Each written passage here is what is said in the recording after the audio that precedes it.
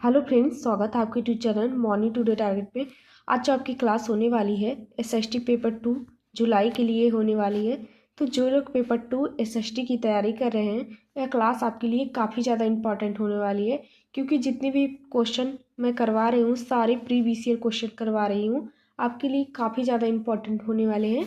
और चैनल पर नए हो तो ज़रूर सब्सक्राइब कर लीजिए, जिससे जो भी मेरी क्लासेस होगी सारी क्लासेस आपको मिलती रहेगी। तो चलते हैं क्वेश्चन पे। पहला है, समाज सुधारक हरिदास ठाकुर और ईवी स्वामी नायकर के विषय में कौन से कथन सही है। तो इसमें से सही बताना है। दोनों ने समाज में भेदभाव का सामना कर रहे जाति समूहों के लिए कार्य किया। और दूसरा है, दोनों ब्राह्मण के उग्रपंथी के विरुद्ध थे जो जाति प्रथा का समर्थन करते थे। तो इसका राइट आंसर इसमें से पहला हो जाएगा, ए बी दोनों सत्य हो जाएगा। हरिदास ठाकुर वे एक समाज सुधारक थे जिन्होंने जाति और सामाजिक भेदभाव के खिलाफ संघर्ष किया। उन्होंने दलितों और पिछड़े वर्गों के अधिकारों के लिए काम किया और ब्राह्मणों द्वारा जाति प्रथा के समर्थन करने वालों का विरोध किया था। और ईवी रामास्वामी ने क्या किया था? तो ईवी रामास्वामी नायकर ने वे एक प्रमुख समाज सुधारक थे जिन्होंने तमिलनाडु में सामाजिक समानता के लिए आंदोलन चलाया था और उन्होंने भी ब्राह्मणों द्वारा जाति प्रथा का समर्थन का विरोध किया था। तो ये भी याद रखिएगा, दोनों क्वेश्चन इंपॉर्टेंट है। इसका राइट आंसर यहाँ पे पहला सही हो जाएगा।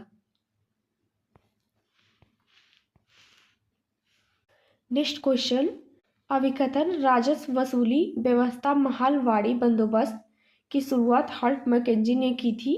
और दूसरा है कारण, राजस्व वसूली तथा कंपनी तक इसे पहुंचाने की जिम्मेदारी गांव को प्रधान को दी गई, ना कि जमींदार को। तो इसका राइट आंसर यहाँ पे हो जाएगा ए आर दोनों सही है। आर ए की व्याख्या करता है, तो इसका राइट आंसर पहला सही हो जाएगा। महालवाड़ी बंदोबस्त की शुरुआत हल्ट मैकेंजी ने की थी और जो एक राजस्व वसूली व्यवस्था थी। इस व्यवस्था में राजस्व वसूली और उसे कंपनी तक पहुंचाने की जिम्मेदारी गांव के प्रधान को दी जाती थी, ना कि जमींदार को। तो इसका राइट आंसर यहाँ पे पहला सही हो जाएगा। ए आर दोनों सही हैं, आर ए की व्याख्या करता है। नेक्स्ट क्वेश्चन है, महलवाड़ी बंदोबस्त में राजस्व इकट्ठा करने का दायित्व किसे दिया जाता था। तो गांव के मुखिया को, जमींदार को, तालुकदार को, रैयत को। तो महलवाड़ी बंदोबस्त में राजस्व इकट्ठा करने का दायित्व किसे दिया जाता था, अभी मैंने आपको बताया है। तो गांव के मुखिया को दिया जाता था। इसका राइट आंसर यहाँ पे पहला करेक्ट आंसर हो जाएगा। नेक्स्ट क्वेश्चन, 19वीं शताब्दी की समाज सुधारक और महिला अधिकार कार्यकर्ता रमाबाई को पंडित की उपाधि क्यों दी गई थी। उनकी शादी एक ब्राह्मण परिवार में हुई थी इसलिए। दूसरा है, वह एक ऐसी महिला शिक्षक भी थी जो पुरुषों को शिक्षा देती थी इसलिए। और तीसरा है, वह संस्कृत पढ़ और लिख सकती थी इसलिए। तो इसका राइट आंसर यहाँ पे तीसरा करेक्ट हो जाएगा, वह संस्कृत पढ़ और लिख सकती थी इसलिए दी गई थी। तो इसका करेक्ट आंसर यहाँ पे तीसरा सही हो जाएगा। पंडिता रमाबाई को पंडित की उपाधि इसलिए दी गई थी क्योंकि वह संस्कृत पढ़ लिख सकती थी। उनकी गहरी विद्वता और संस्कृत में निपुणता के कारण समाज में उन्हें सम्मानित उपाधि प्रदान की गई थी। तो इसका राइट आंसर यहाँ पे तीसरा करेक्ट हो जाएगा। नेक्स्ट क्वेश्चन है, पेरियापुरम एक तमिल कृति है, हमें किसके बारे में जानकारी देती है। तो राजाओं और रानियों के बारे में। दूसरा है, विद्वानों और कविताओं के बारे में। तीसरा है, साधारण पुरुष और महिलाओं के बारे में। चौथा ऑप्शन है, सिपाहियों और सैन्य जनरल के बारे में। पेरियापुरम एक तमिल कृति है, हमें किसके बारे में जानकारी देती है।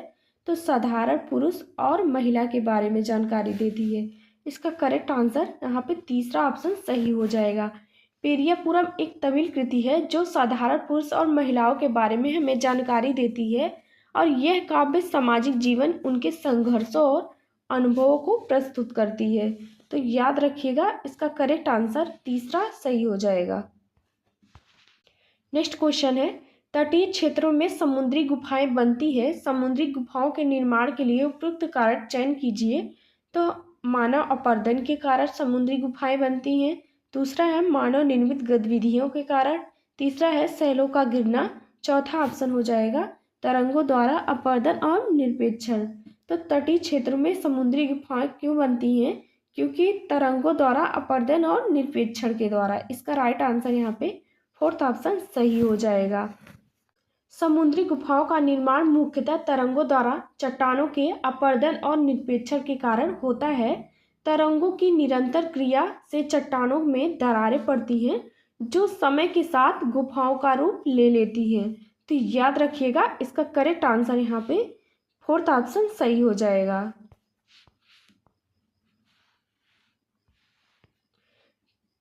नेक्स्ट क्वेश्चन है स्टैक निम्न में से किसकी अपरदन की विशेषता है? तो पवन की, हिमनद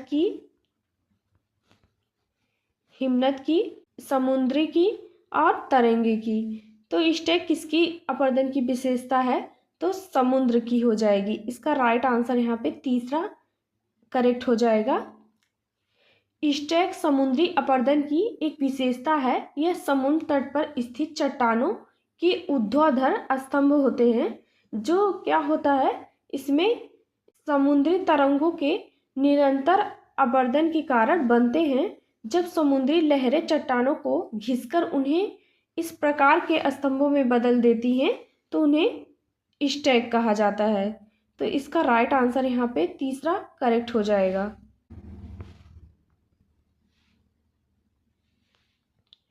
नेक्स्ट क्वेश्चन है ईस्ट इंडिया कंपनी के शासन के दौरान किस राजस्व बंदोबस्त में ग्राम प्रधान को राजस्व एकत्र करने के और कंपनी को भुगतान करने के लिए जिम्मेदार बनाया जाता था? तो जमींदारी बंदोबस्त, महलवाड़ी बंदोबस्त, रैयतवाड़ी बंदोबस्त, अस्थाई बंदोबस्त। तो ईस्ट इंडिया कंपनी के शासन के दौरान किस राजस्व बंदोबस्त को ग्राम प्रधान को राजस्व एकत्र करने और कंपनी को भुगतान करने के लिए जिम्मेदार बनाया गया था? वह था अस्थाई बंदोबस्त। इसका राइट आंसर यहाँ पे फोर्थ ऑप्शन सही हो जाएगा। निम्नलिखित युग्म पर विचार कीजिए। तो तटबंध, पवन और स्टैक समुद्री गुफा। तो स्टैक किससे बनता है? तो अभी मैंने आपको बताया है। तो स्टैक समुद्र के तरंगों से बनता है तो इसका हो जाएगा। और छत्रक सैल किससे बनता है और हिमोड़ किससे बनता है? तो हिमोड़ हिमनद से बनता है। तो उपयुक्त में से कौन सा युग्म सही है? तो इसमें बी हो जाएगा, डी ऑप्शन हो जाएगा। इसका राइट आंसर यहाँ पे बी डी सही हो जाएगा, तीसरा में करेक्ट हो जाएगा। नेक्स्ट क्वेश्चन है निम्नलिखित कथनों में उष्णकटिबंधीय सदाबहार वन के बारे में कौन से कथन सही है? तो ये वन भूमध्य रेखा के वयम उष्णकटिबंधीय के पास पाए जाते हैं। दूसरा है ये क्षेत्र गर्म होते हैं वयम पूरे वर्ष यहाँ अधिक वर्षा होती है। और तीसरा ऑप्शन हो जाएगा यहाँ अल्प शुष्क मौसम होता है। चौथा ऑप्शन है एक थोड़े समय के लिए अपनी पत्तियां झाड़ते हैं। तो इसका राइट आंसर कौन सा हो जाएगा? इसका राइट आंसर यहाँ पे ए बी सही हो जाएगा। तीसरा ऑप्शन पहला और दूसरा सही हो जाएगा। इन वनों को उष्णकटिबंधीय वर्षा वन भी कहते हैं। ये वन भूमध्य रेखा एवं उष्णकटिबंधीय के पास उगते हैं। ये क्षेत्र गर्म होते हैं और यहाँ पूरे वर्ष वर्षा होती है। यहाँ का मौसम शुष्क नहीं होता है इसलिए पेड़ की पत्तियाँ पूरी तरह से नहीं झड़ती हैं। तो यहाँ पे तीसरा गलत हो जाएगा। और ये थोड़े समय के लिए पत्तियाँ झाड़ते हैं तो ये भी गलत हो जाएगा। तो इसका राइट आंसर यहाँ पे पहला और दूसरा सही हो जाएगा। नेक्स्ट क्वेश्चन निम्नलिखित में से कौन सा पूरा पाषाण स्थल है? तो इनाम गांव, हल्लूर, भीमबेटका, बुरझूम। तो निम्नलिखित में से कौन सा पूरा पाषाण स्थल है? तो भीमबेटका। इसका राइट आंसर यहाँ पे तीसरा करेक्ट हो जाएगा। भीमबेटका मध्य प्रदेश के रायसेन जिले में स्थित है और यह एक महत्वपूर्ण पूरा पाषाण स्थल है। यहाँ शैलाश्रों और शैलचित्रों के लिए प्रसिद्ध है। यह शैलाश्रों और शैलचित्रों के लिए प्रसिद्ध है। भीमबेटका को 2003 में यूनेस्को द्वारा विश्व धरोहर स्थल के रूप में मान्यता मिली है। ये भी याद रखिएगा। तो इसका राइट आंसर यहाँ पे तीसरा करेक्ट हो जाएगा। नेक्स्ट क्वेश्चन है, संविधान के किस भाग में नीति निर्देशक तत्व पाए जाते हैं? तो भाग 3 में, भाग 4 में, भाग 5 में, भाग 4 में, भाग 6 में। संविधान के किस भाग में नीति निर्देशक तत्व हैं? इसका राइट आंसर यहाँ पे फोर्थ ऑप्शन सही हो जाएगा, भाग 4 में।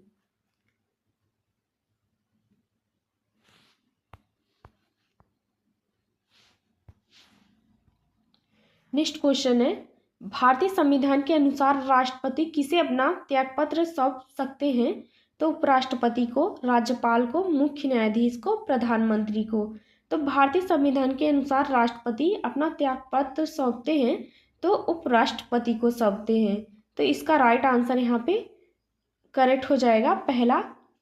और उपराष्ट्रपति अपने पद को किसे सौंपते हैं? पूछा जाए अगर उपराष्ट्रपति अपने पद को किसे सौंपते हैं, तो उपराष्ट्रपति अपने पद से त्यागपत्र देने के लिए भारत के राष्ट्रपति को लिखित रूप से अपना इस्तीफा सौंपते हैं। तो ये भी याद रखिएगा, पूछा जा सकता है।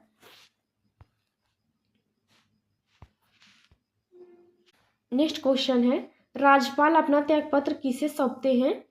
तो उपराष्ट्रपति को, राज्यपाल को, राष्ट्रपति को, प्रधानमंत्री को। तो राज्यपाल अपना त्यागपत्र राष्ट्रपति को सौंपते हैं। तो इसका राइट आंसर यहाँ पे तीसरा करेक्ट हो जाएगा। भारतीय संविधान के अनुच्छेद 156 के तहत 156 के अनुसार राज्यपाल राष्ट्रपति को संबोधित अपने हस्ताक्षर सहित लेख द्वारा अपने पद को त्यागते हैं। तो इसका राइट आंसर यहाँ पे तीसरा करेक्ट हो जाएगा।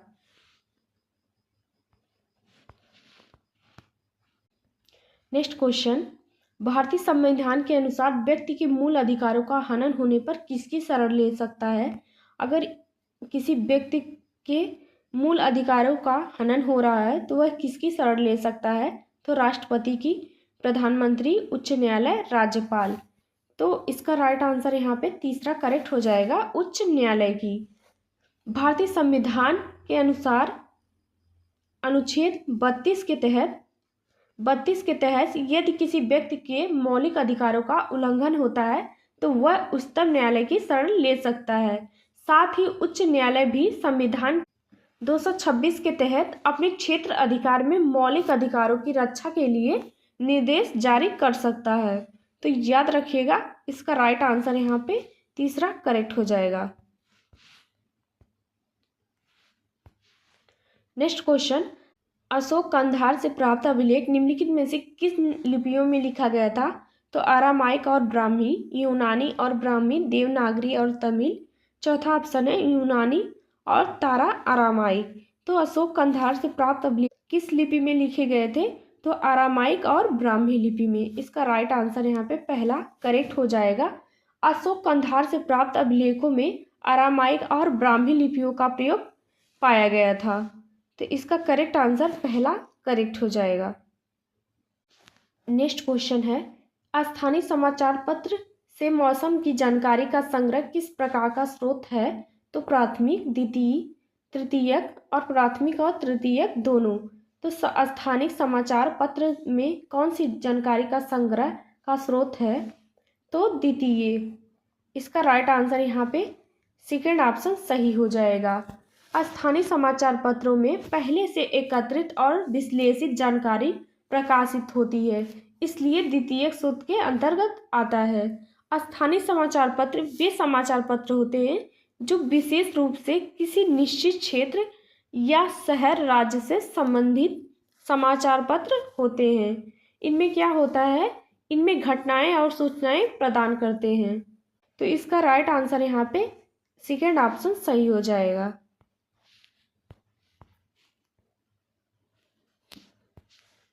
नेक्स्ट क्वेश्चन है, अनुभवजन्य साक्ष्य क्या है? तो अनुभवजन्य साक्ष्य क्या है बताइएगा। तो अनुसंधान के लिए एक संख्यात्मक दृष्टिकोण, मीट्रिक इकाइयों में मापे गए आंकड़ों के संग्रह के विश्वसनीय तरीकों का उपयोग कर एकत्रित आंकड़े, इंद्रियों के माध्यम से वास्तविक दुनिया में एकत्रित आंकड़े। इसका राइट आंसर यहाँ पे फोर्थ ऑप्शन सही हो जाएगा, इंद्रियों के माध्यम से वास्तविक दुनिया में एकत्रित आंकड़े, अनुभवजन्य साक्ष्य हैं। इसका राइट आंसर यहाँ पे फोर्थ ऑप्शन सही हो जाएगा। अनुभवजन्य साक्ष्य के आंकड़े होते हैं जो इंद्रियों के माध्यम से वास्तविक दुनिया में अवलोकन और अनुभव से एकत्रित किए जाते हैं। तो याद रखिएगा, इसका करेक्ट आंसर फोर्थ ऑप्शन सही हो जाएगा। हमारा सौर परिवार निम्नलिखित खगोलिक पिंडों से बना है। तो हमारा सौर परिवार किससे बना है? तो ग्रह, उपग्रह, क्षुद्र ग्रह, सप्तऋषि, नक्षत्र मंडल, सूर्य ग्रह, उपग्रह, ग्रह, ध्रुव तारा। चौथा ऑप्शन है सूर्य ग्रह, उपग्रह, क्षुद्र ग्रह, उल्कापिंड। तो इसका राइट आंसर यहाँ पे फोर्थ ऑप्शन सही हो जाएगा। हमारा सूर्य परिवार 8 ग्रह, उपग्रह तथा कुछ अन्य खगोलिक पिंडों से बना है, जैसे क्षुद्र ग्रह और उल्कापिंड मिलकर सौर परिवार का निर्माण करते हैं। हम उसे सौर परिवार कहते हैं। सूर्य सौर मंडल का मुखिया होता है। याद रखिएगा, तो इसका करेक्ट आंसर फोर्थ ऑप्शन सही हो जाएगा। नेक्स्ट क्वेश्चन है, 7वीं शताब्दी के प्रारंभ से निम्नलिखित में से किस विचार पर लोगों ने सवाल उठाने शुरू कर दिया था? तो सामाजिक विशेषाधिकार किसी जन्म का परिणाम है। दूसरा है केवल मानव जाति जीवन के अंत चक्र से गुजरते हैं। और तीसरा है सभी व्यक्ति जन्म के समय समान होते हैं। चौथा ऑप्शन है व्यक्तिगत प्रयासों से पुनर्जन्म के चक्र से छुटकारा पाया जा सकता है। तो इसका राइट आंसर यहाँ पे हो जाएगा, पहला हो जाएगा करेक्ट, सामाजिक विशेषाधिकार किसी जन्म का परिणाम है। 7वीं शताब्दी के प्रारंभ में लोग इस विचार पर सवाल उठाने लगे कि सामाजिक विशेषाधिकार का जन्म का परिणाम है। तो पहला ऑप्शन सही हो जाएगा।